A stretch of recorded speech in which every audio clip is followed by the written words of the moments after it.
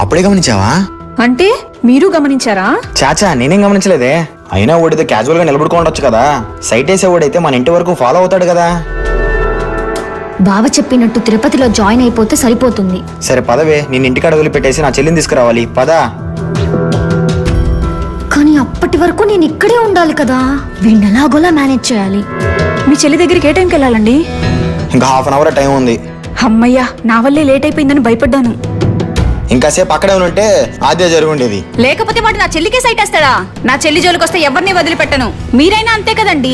మీ చెల్లి అంటే మీకు ఎంత ప్రాణమో నాకు తెలుసు. నా చెల్లి కాబట్టి నేను రాడ్ తీసుకుని వెళ్ళాను. అదే మీరై ఉంటే ఇంటికి కూడా వచ్చుండేవాళ్ళు కాదు. వాడిని అక్కడే పాతేసి ఉండేవాళ్ళు.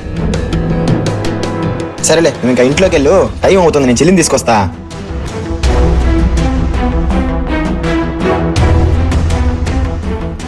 అమ్మయ్యా, మొత్తానికైతే కరెక్ట్ టైంకే వచ్చేసాలే.